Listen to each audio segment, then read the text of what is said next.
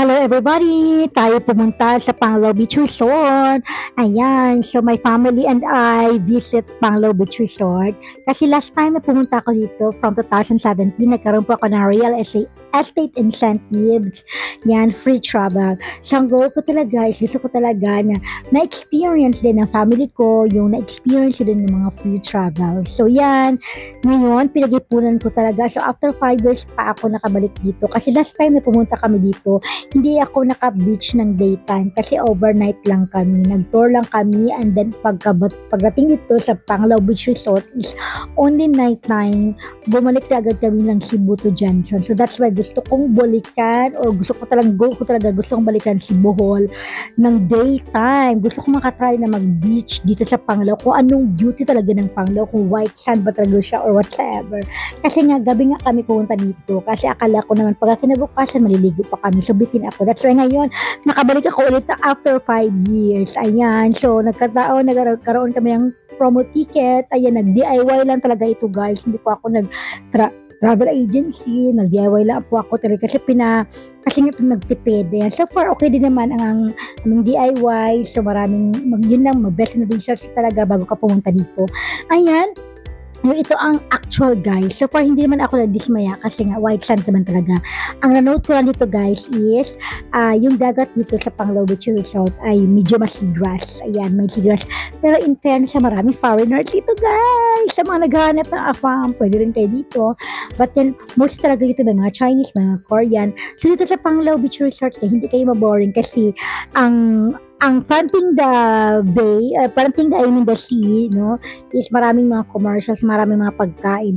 And hindi ka rin maboring dito kasi maraming bangka, dalahin kayo sa mga isla. Dalawang isla na meron dito para magkaroon kayo ng activities like whale watching, turtle watching, ganyan.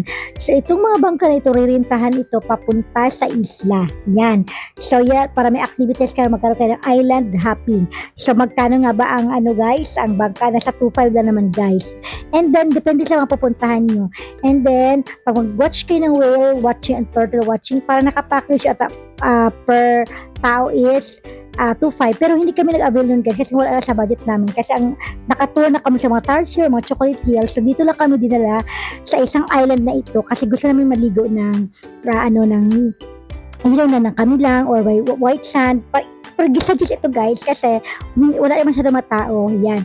At saka dyan kay white sand din, medyo mabato lang. But it's okay kasi nga kami lang. Yan ang gisuggest sa amin ng isang tour guide doon na pwede kaming magpunta dyan. Ayan. Kasi medyo seagrass doon sa kabila. But then, this one guys, kasi syempre alam mo naman, maraming mga nag-agent doon. Parang support ka na din sa kanilang mga pamumuhay. So, nag-try na lang kami dito, nagbangka-bangka para magkaroon din activity yung mga bata na magkaroon ng island hopping.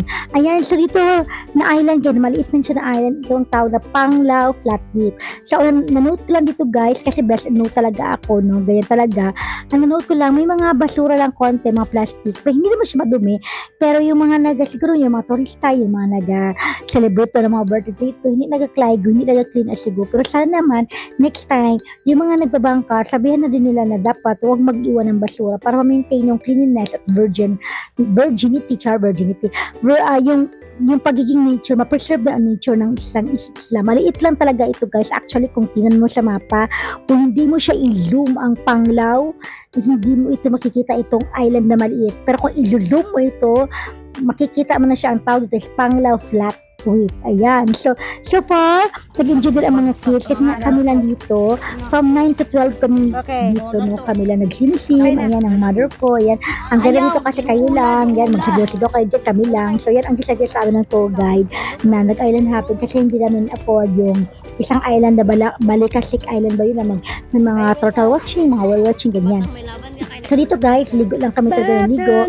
Maganda ang water guys, as in blue na blue.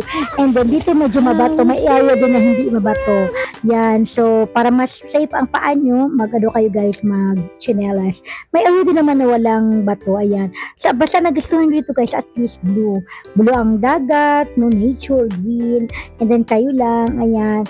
And then pwede ka magbating shoot dyan. Kung gusto mo photoshoot, maganda din yan dyan. Yan. So, ayan ang motherhood ko. Naaliw siya sa mga starfish, sa mga lamang dagat kasi yun nga, gusto siya mag-collect-collect pero gusto niyang dalahin talaga papuntang Jansan pero sabi ko bawal kasi nga ma-hold tayo sa airport kasi bawal yan.